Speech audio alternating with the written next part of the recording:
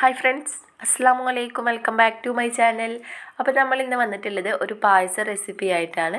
നമ്മുടെ വീടുകളിൽ എപ്പോഴും ഉണ്ടാവാറുള്ള ഒരു സംഭവമാണ് പച്ചരി കൊണ്ടുള്ള ഒരു പായസമാണ് നമ്മൾ തയ്യാറാക്കാനായിട്ട് പോകുന്നത്.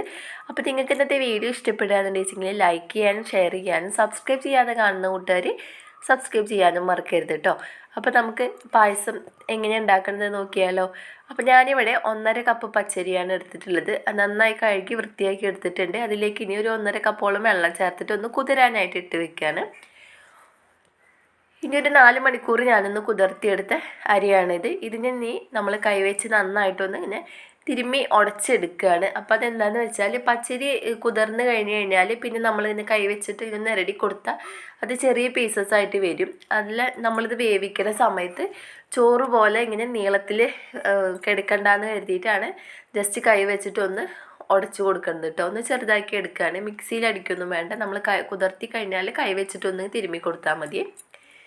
ഇനി ഇതൊന്ന് ഞാൻ വേവിക്കാനായിട്ട് വെക്കുകയാണ്. അപ്പോൾ ഇതിലേക്കൊരു 1.5 കപ്പോളം വെള്ളം കൂടെ ചേർത്തിട്ട് നമ്മളിതൊന്ന് അടച്ച് വെച്ച് വേവിക്കുകയാണ്. തിളയ്ക്കണ വരെ നമുക്കിതൊന്ന് അടച്ച് വെച്ച് കൊടുക്കാം. തിളച്ചതിന് ശേഷം പിന്നെ നമുക്ക് അടുപ്പ് തുറന്ന് വെച്ചിട്ട് വേവിച്ചെടുക്കാം.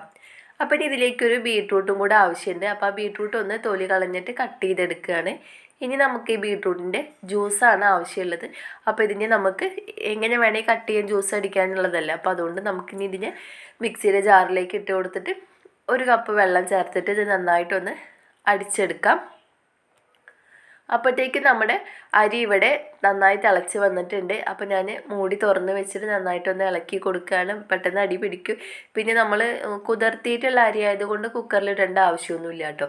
അപ്പോൾ ഇതാ നമ്മുടെ അരി 3/4 വേവായി വന്നിട്ടുണ്ട്. അപ്പോൾ ആ വെള്ളം കറക്റ്റായിട്ട് പാകം തന്നെ ആയിരുന്നു. ഇനി നമ്മളിതിലേക്ക് നമ്മൾ അരിച്ചെടുത്തിട്ടുള്ള ബീട്രൂട്ടിൻ്റെ ജ്യൂസ് ഒഴിച്ച് കൊടുത്തേക്കാണ്. കൂടെ തന്നെ നമുക്ക് പാലും കൂടെ ചേർത്ത് കൊടുക്കാം. നന്നായിട്ട് ബീട്രൂട്ട് ജ്യൂസ് ഒന്ന് മിക്സ് ചെയ്ത് കൊടുത്തതിന് ശേഷം ഒന്ന് ചൂടായതിന് ശേഷം നമുക്കതിലേക്ക് തിളപ്പിച്ച പാലാണ് ഒഴിച്ച് കൊടുക്കുന്നത് കേട്ടോ. ഇപ്പം ഞാനൊരു 3-4 പാലോളം ഇതിലേക്ക് ഒഴിച്ച് കൊടുത്തിട്ടുണ്ട്. അപ്പോൾ പാല് ഞാൻ ഫസ്റ്റ് ചൂടോടുക്കിന് കൂടെയാണ് ഒഴിച്ച് കൊടുത്തിട്ടുള്ളത്. അപ്പോൾ പാലിലൊന്നും പാട കെട്ടിയത് ഞാൻ ശ്രദ്ധിച്ചില്ല. നമ്മുടെ നാടൻ പാലാണ്. അപ്പോൾ അതിന് പെട്ടെന്ന് പാട വരുമല്ലോ. അപ്പോൾ അത് ഞാൻ ഓർക്കാതെ, നമ്മുടെ പാക്കറ്റ് പാലാകുമ്പോൾ അങ്ങനെ പാടയൊന്നും ഉണ്ടാവാറില്ല.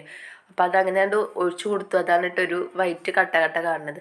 ഇനി നമ്മളത് നന്നായിട്ടൊന്ന് കുറുക്കി എടുക്കുകയാണ്. അപ്പോൾ പഞ്ചസാര ഇനി ലാസ്റ്റാണ് നമ്മൾ ചേർത്ത് കൊടുക്കുന്നത് കേട്ടോ. പാലും ബീട്രൂട്ടും ഒഴിച്ച സമയത്ത് ഒരു വേറെ കളറായിരുന്നു. ഇപ്പം അത് നന്നായി കുറുകി അരി ഒന്നും കൂടെ ഒന്ന് വെന്തെല്ലാം കൂടെ സെറ്റായി വരുമ്പോഴത്തേക്കും അതിന് കളറിനൊന്ന് ചേഞ്ച് വന്നിട്ടുണ്ട്. അപ്പോൾ അതിന് ശേഷമാണ് നമ്മൾ പഞ്ചസാര ചേർത്ത് കൊടുത്തിട്ടുള്ളത്. ഇനി ഒരു ഏലക്കാപ്പൊടിയാണ് ചേർത്ത് കൊടുക്കുന്നത്. അപ്പോൾ ഏലക്ക ഒരു 10-15 ഏലക്കയാണ് ഞാൻ പൊടിച്ചെടുത്തിട്ടുള്ളത്. അപ്പോൾ അതിൻ്റെ കൂട്ടത്തിൽ പൊടിയാൻ വേണ്ടിയിട്ട് 1.5 ടീസ്പൂൺ പഞ്ചസാരയും കൂടെ ആഡ് ചെയ്ത് കൊടുത്തിരുന്നു. അപ്പോൾ അത് നമ്മളിതിലേക്ക് ചേർത്ത് കൊടുത്തിട്ടുണ്ട്. ഇനി നമുക്ക് വീണ്ടും ഒന്നുകൂടി നന്നായി ഒന്ന് മിക്സ് ചെയ്ത് കൊടുത്തിട്ട് ചൂടാക്കിയെടുക്കാം. ഇനി ലാസ്റ്റ് നമ്മളതിലേക്ക് നെയ്യിൽ വറുത്ത് കൊടുത്ത് അണ്ടിപ്പരിപ്പ് മുന്തിരിയും കൂടെ ഇട്ട് കൊടുത്തു കഴിഞ്ഞാൽ നമ്മുടെ പച്ചരി പായസം ഇവിടെ റെഡി ആയി കഴിഞ്ഞിട്ടുണ്ട്. നല്ലൊരു കളറാണ് ഇത് കാണാനായിട്ട്. അതുപോലെ ടേസ്റ്റിയാണ്. ഒരു നുള്ളു ഉപ്പ് നമ്മൾ ടേസ്റ്റ് ബാലൻസ് ചെയ്യാനായിട്ട് ചേർത്ത് കൊടുക്കാൻ മറക്കരുത് കേട്ടോ. അപ്പോൾ എല്ലാവരും ഇതൊന്ന് ട്രൈ ചെയ്ത് നോക്കുക. ഫീഡ്ബാക്ക് നമ്മുടെ കമൻറ്റ് ബോക്സിൽ കമൻറ്റ് ചെയ്യാൻ മറക്കരുത്. അപ്പോൾ മറ്റൊരു വീഡിയോയിലൂടെ കാണുന്നത് വരെ എല്ലാവർക്കും അസ്സലാമു അലൈക്കും ആൻഡ് താങ്ക് യു.